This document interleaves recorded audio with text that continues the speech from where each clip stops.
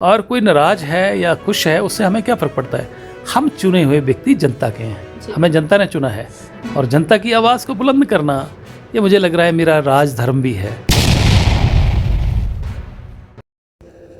नमस्कार, हिमाचल अभी देख रहे हैं आप। मैं हूं आपके साथ अवंतिका खत्री और आज सीधी बात में हमारे साथ विधायक राजेंद्र राणा जी जुड़ चुके हैं। अहम मसलों पर बातचीत करेंगे, लेकिन शुरुआत बेरोजगारी से। चौड़ा मैदान में युवा धरने पर और आज विधायक पहुंचे थे और बटुआ भी खाली करके आए हैं। सारी बातचीत जानेंगे। सर, क्या कुछ कहना चाहेंगे? चौड़ा मैदान में दृश्य आपने देखा। देखिए, चौड़ा मैदान में जो जेओ आईटी के हमारे नौजवान बच्चे जो वहाँ बैठे हैं, पिछले कई दिनों से बैठे हैं और 2020 में पोस्टें एडवर्टाइजमेंट हुई, 2021 में इन्होंने एग्ज़ाम दिए और किन्हीं कारणों से ये मामला लंबित हो गया। अभी तो ये मामला जो है सुप्रीम कोर्ट में जाकर सुप्रीम कोर्ट ने नवंबर महीने में इसकी डायरेक्शन दी है कि 3 महीने के अंदर अंदर इसको सेटल किया जाए। हम उनकी पूरी समस्या को सुनने के लिए गए थे, हालांकि अवगत हैं, परंतु फिर भी जब उन बच्चों के साथ बैठे उसका अध्ययन किया गया और सुप्रीम कोर्ट की जो जजमेंट है उसकी उन्होंने कॉपी दी और इसके अलावा कितने पद खाली पड़े हैं, जेओ आईटी के 1700 प्लस पद हैं, इसके अलावा कई ऐसे कोड हैं जिनके माध्यम से बच्चों ने एग्ज़ाम दे रखे हैं, उनके रिज़ल्ट अवेटेड हैं। देखिए, बच्चों में फ्रस्ट्रेशन है जी।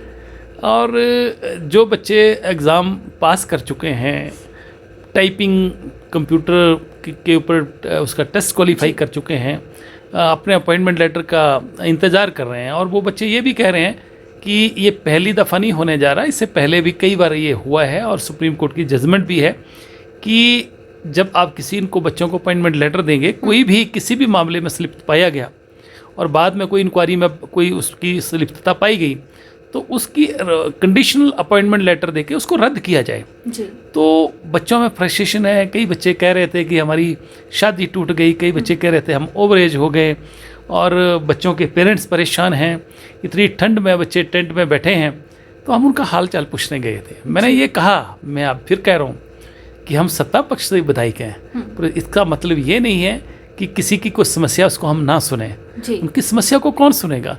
चुने व्यक्ति सुनेंगे और सही प्लेटफॉर्म विधानसभा के अंदर भीतर जो है उस मसले को उठाना, जो मसला उठाया जाता है उस पर कार्रवाई भी होती है।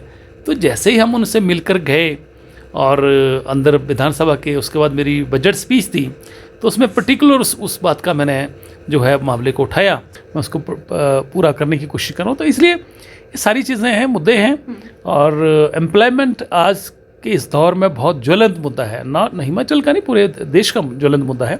इसलिए सरकारों को नौकरियां देने के, एम्प्लॉयमेंट जनरेट करने के बारे में आज भी मैंने विधानसभा में कहा कि हिमाचल प्रदेश इतना खूबसूरत राज्य है, नेचर ने बहुत कुछ दिया है। मैं एक उदाहरण के लिए बात कर रहा हूँ कि आप सिंगापुर में चले जाइए, एक छोटा सा एक जिला तो बहुत बड़ा है, एक कंस्टिट्यूंसी के बराबर है। मेरी सुजानपुर कंस्टिट्यूंसी है, उससे उतना क्षेत्रफल होगा उसका। तो हिमाचल तो बहुत बड़ा है और आर्टिफिशियल सब चीज़ें तैयार करके उन्होंने ऐसी टूरिज़्म को आकर्षित किया है कि वहाँ लोग जाते हैं, पैसा खर्चते हैं। तो हिमाचल को तो नेचर ने बहुत कुछ दिया है, यहाँ पर तो इच्छा शक्ति दिखानी चाहिए। एम्प्लॉयमेंट जो है वो इसमें टूरिज़्म में बहुत है। टूरिज़्म में जब एम्प्लॉयमेंट इतनी बड़ी है तो इसमें काम करना चाहिए। मजलूम है, कोई बेसहारा है या कोई प्रताड़ित है या जिसके साथ न्याय नहीं हो रहा है, उसकी आवाज़ नहीं आप उठाएंगे। हम तो बेबाकी से उठा रहे हैं, जैसे विपक्ष में उठाते थे वैसे सत्ता में भी उठा रहे हैं। और कोई नाराज है या खुश है उससे हमें क्या फ़र्क पड़ता है। हम चुने हुए व्यक्ति जनता के हैं, हमें जनता ने चुना है और जनता की आवाज़ को बुलंद करना ये मुझे लग रहा है मेरा राज धर्म भी है और अपना राज धर्म निभाना भी चाहिए। तो मैंने आज विधानसभा में कहा था कि जब मैं बच्चों को मिल के आया तो कुछ चर्चाएँ थी, तो मैंने एक बात कही थी कि वहाँ ऐसी कुछ चर्चाएँ थी कि खुद गर्जी के घर में जहाँ हमें अपना घर लगता था, अब तो उन साहों से मिलने में भी डर लगता है। और मैंने दूसरी बात कही कि कितना बदल गया है, कम वक्त देखिए, ये छांव बेचने चला है दरख्त देखिए। वक्त बदल रहा है, लोगों के ख्यालात बदल रहे हैं, लोगों के सोच बदल रहे हैं, लोगों की सेवा भाव जो कि चुने हुए व्यक्ति का काम होता है उस पर फोकस करना चाहिए, तभी लोगों का विश्वास बनता है जी। हमें कोई फर्क नहीं पड़ता है कि हम सत्ता पक्ष के साथ हैं, विपक्ष में हैं। हाँ, चुने हुए हैं तो हम लोगों की आवाज़ को बुलंद करेंगे, उनकी समस्याओं को उठाएंगे। जी, बहुत बहुत शुक्रिया। जो आखिरी की 2 पंक्तियां कहीं ना कहीं वही सारा सार है और वही सियासत भी है। लेकिन अगर हम बात विधायक राजेंद्र राणा की करें तो बहुत बेबाकी से आज भी यही बात कह रहे हैं कि जनता ने चुना है और जनता के मुद्दे हर जगह उठाए जाएंगे, फिर चाहे सत्ता पक्ष में हो विपक्ष हो, कोई फर्क नहीं पड़ता। आप क्या कुछ कहना चाहेंगे? कमेंट करके अपनी राय ज़रूर रखिएगा और इसी के साथ दे अभी इजाज़त। नमस्कार।